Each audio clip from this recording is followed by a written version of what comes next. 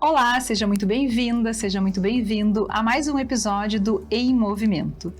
E hoje eu trouxe uma convidada que é muito interessante, porque ela é reumatologista, assim como eu, e a nossa conversa não vai ser uma entrevista, mas vai ser um bate-papo profundo sobre o que é ser reumatologista, o que significa, carreira, enfim, sobre a vida da reumatologia.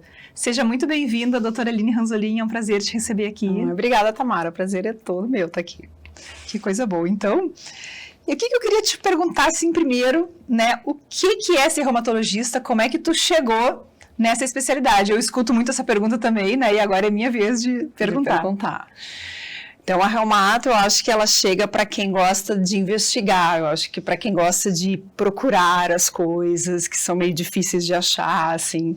Então, eu acho que todo reumatologista tem um pouco isso como característica pessoal, né? Eu disse, eu vou tentar descobrir aqui o que está acontecendo, será que é isso mesmo? Não, vamos pensar por outro jeito. As coisas na reumatologia, elas não são simples, muitas vezes, a gente precisa ter um caminho de pensamento, de experiência, de estudo para conseguir chegar no diagnóstico muitas vezes. Eu acho que é isso que atrai um pouco mais, assim, eu entendo e vejo que todo reumatologista tem um pouco disso, assim, né?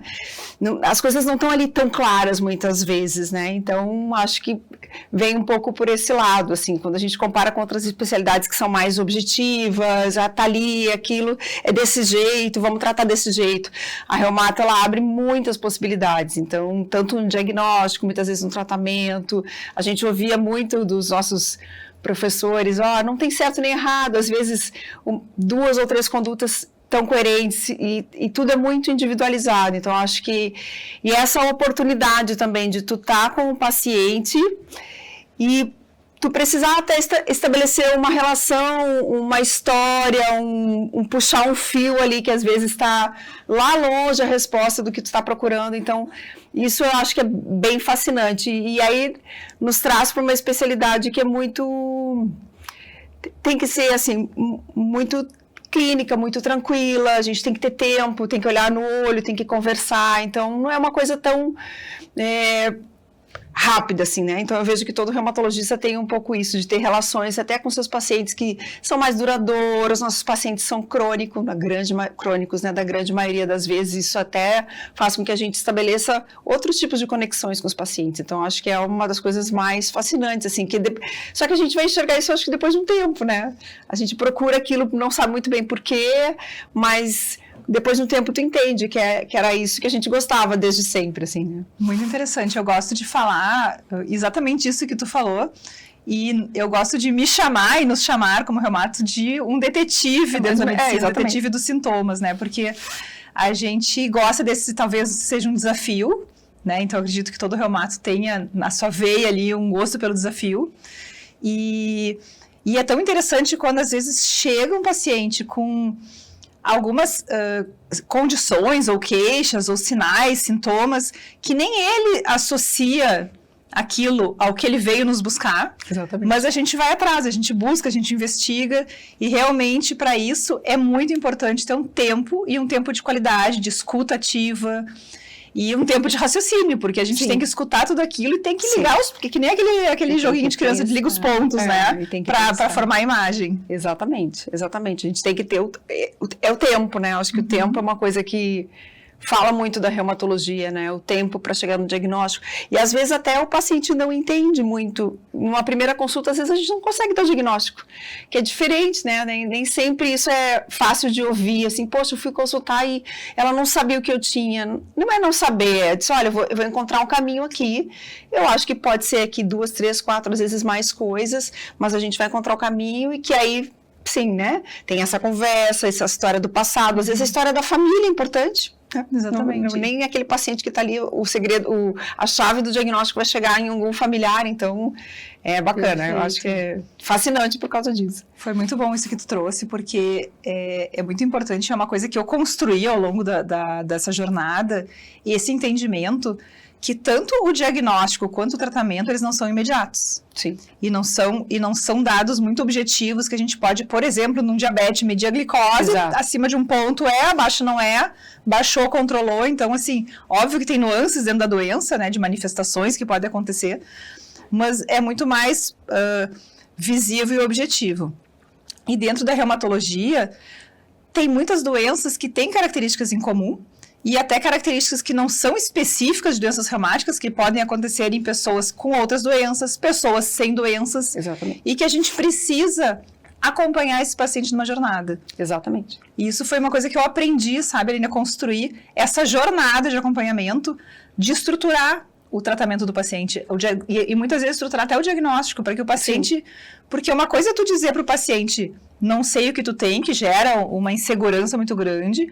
Outra coisa é tu trazer ele para esse entendimento da jornada, exato, de que a gente ainda não tem a resposta completa, mas que a gente nem por isso vai deixar de tratar o que está aparecendo ali, exatamente, aquelas manifestações. Exatamente isso. Então, assim, isso é uma coisa que a reumatologia tem, né? A gente sempre tem um tratamento para oferecer, porque a gente vai tratando aquela pessoa e sim, muitas vezes aquele sintoma que se apresenta naquele momento e a gente consegue definir se ele é inflamatório ou não, né, de onde é que ele está vindo, a gente consegue tratar enquanto vai pensando, vai construindo esse diagnóstico. Muitas vezes o paciente tem 2 diagnósticos ou 3, então, e cada um deles vai ser tratado de uma maneira diferente. Então, ao longo do tempo, a gente vai descobrindo isso, né? Então, eu acho incrível, né? Enfim, todo reumato acha a reumatologia incrível, então...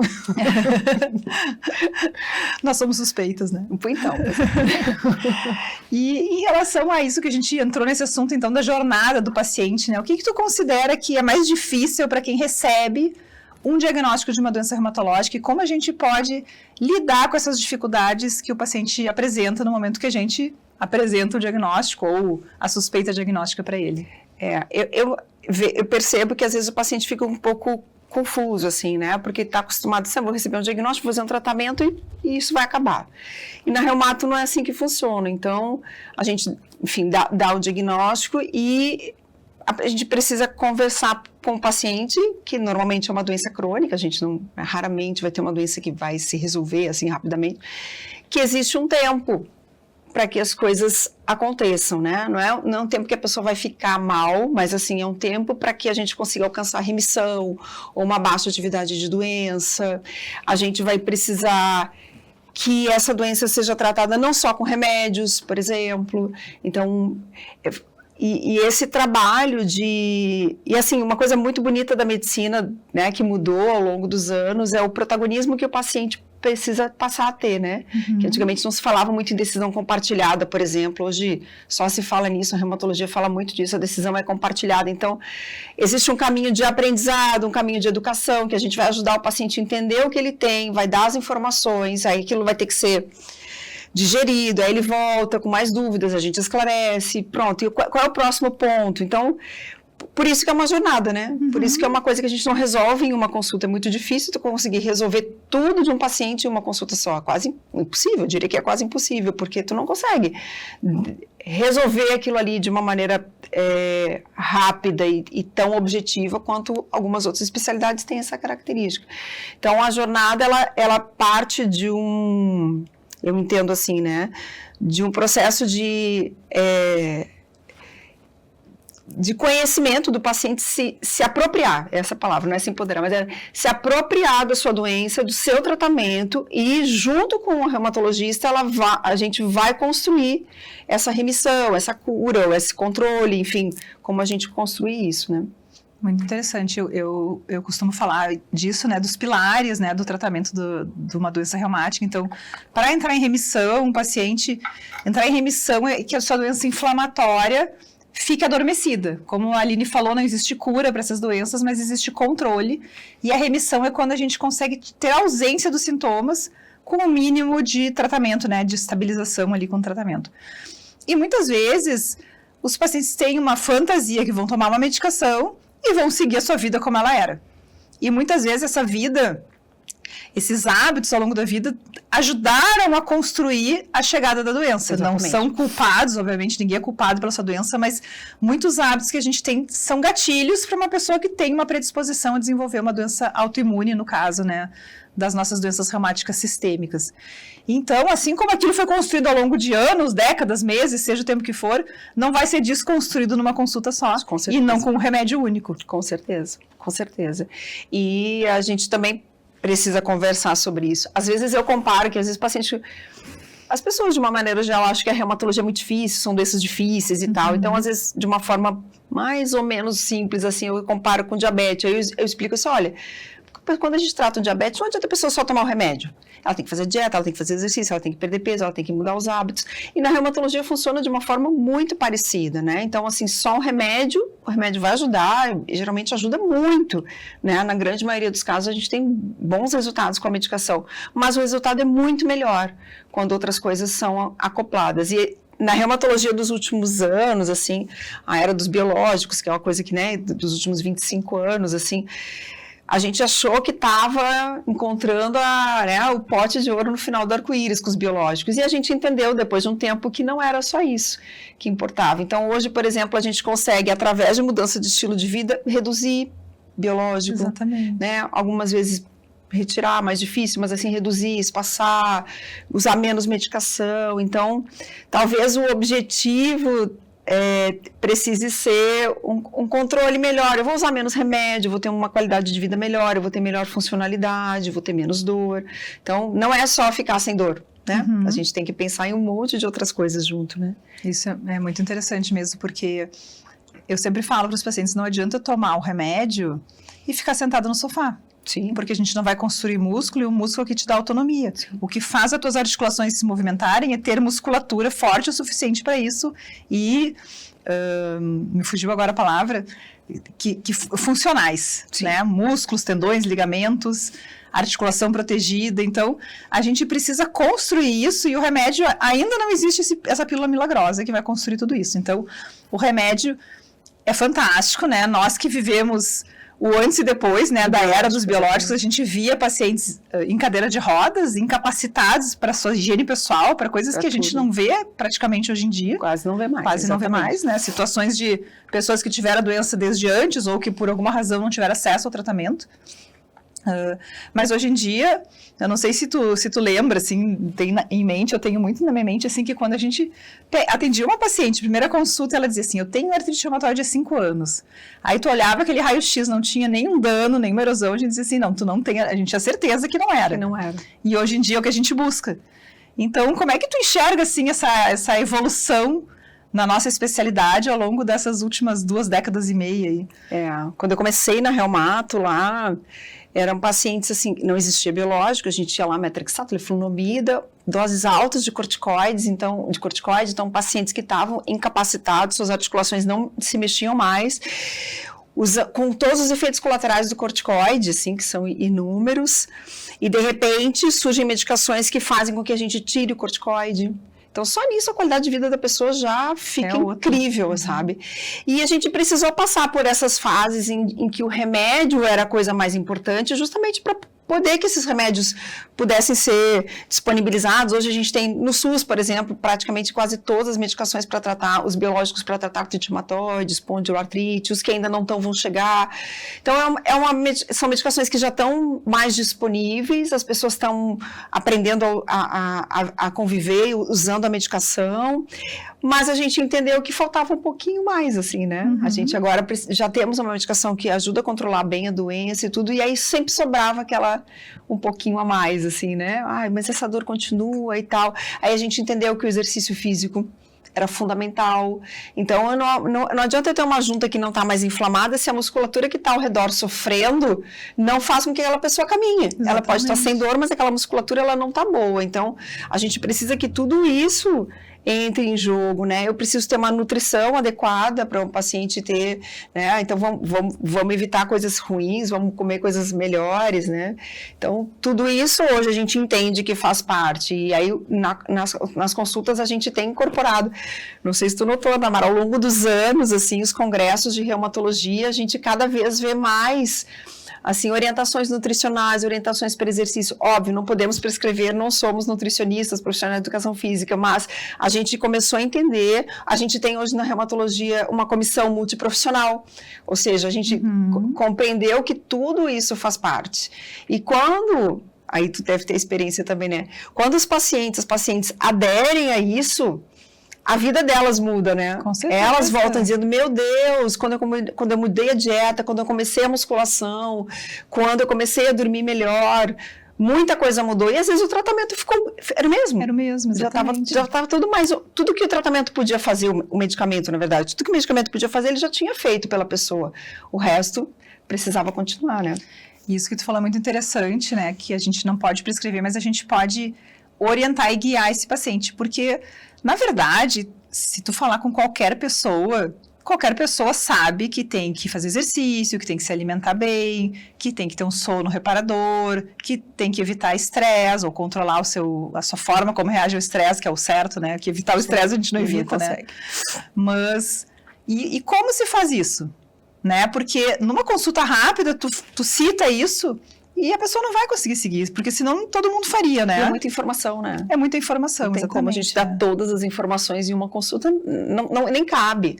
Né? A gente mesmo, assim, enquanto paciente, às vezes, eu vou para uma consulta médica e o médico vê, a gente não é leigo, né? E aí, às vezes, poxa, esqueci o que a médica falou ali no meio daquela consulta, exatamente. Era uma coisa importante, mas o que era mesmo? Então...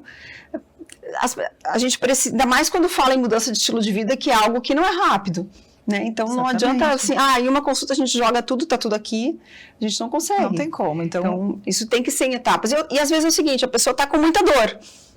Ela não está pensando em fazer exercício, ela não está pensando em mudar a dieta, eu quero resolver minha dor agora. Então, são etapas, né? O tratamento do paciente reumatológico, ele é feito em etapas progressivas, assim, a gente não consegue fazer tudo ao mesmo tempo agora, né? Exatamente, por isso que eu falo para os pacientes e falo para as pessoas que o paciente, ele tem uma jornada e a gente tem que acompanhar essa jornada, né? A consulta...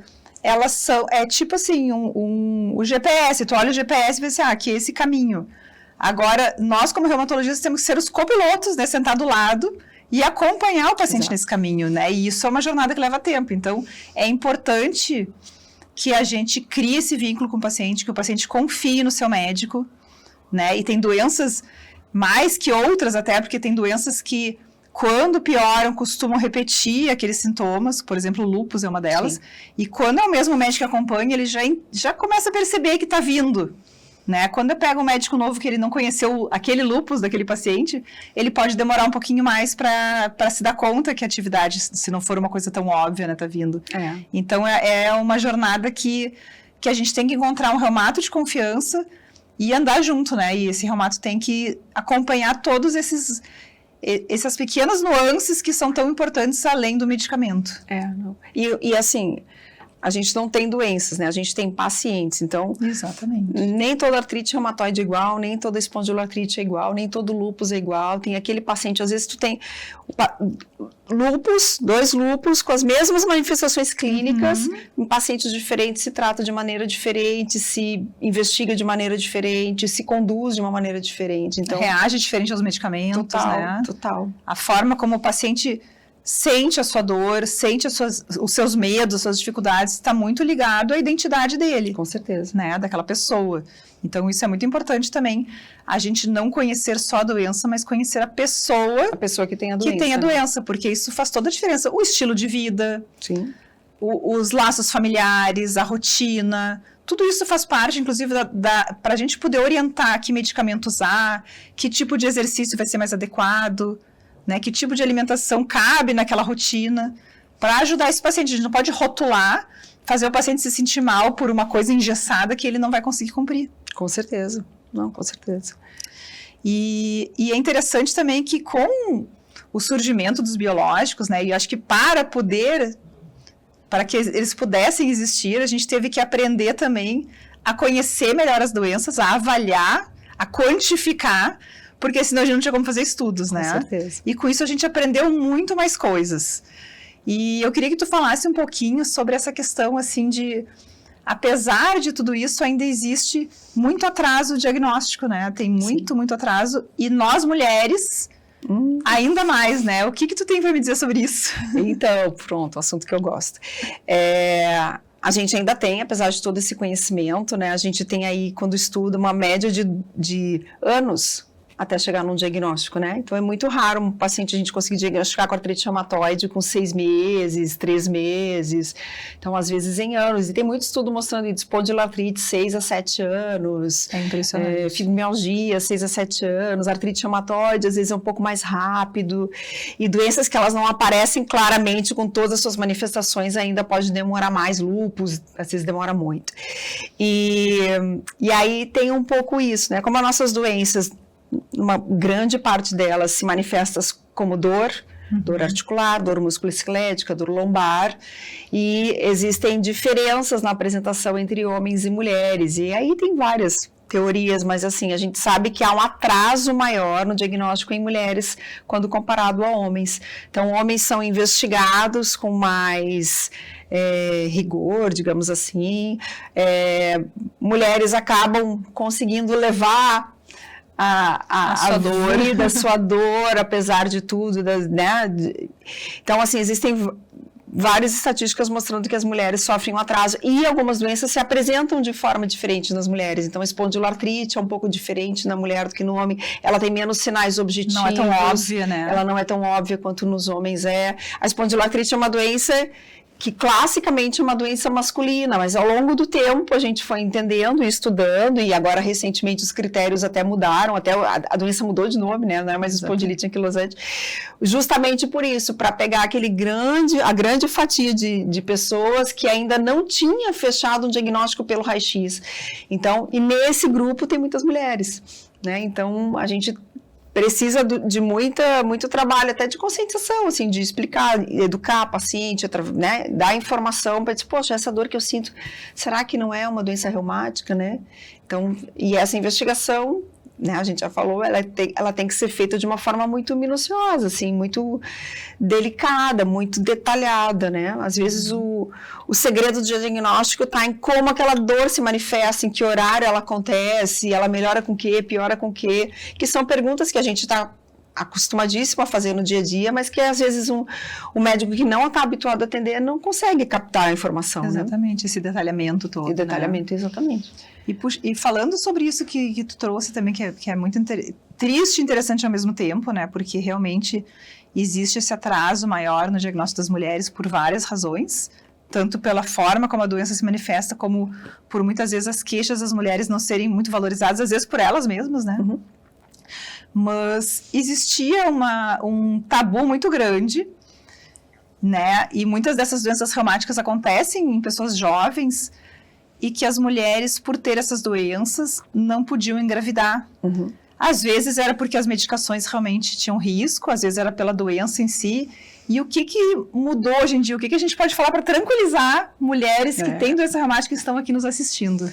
Então, isso é tão legal, porque há pouco tempo atrás, assim, há menos de 10 anos, pouco mais de 10 anos, a gente não tinha muita diretriz, assim, né, para tratar uma paciente com doença reumática que quisesse gestar. E muito antigamente se recomendava assim, não vai engravidar. Uhum. Não temos segurança e a gravidez não é legal.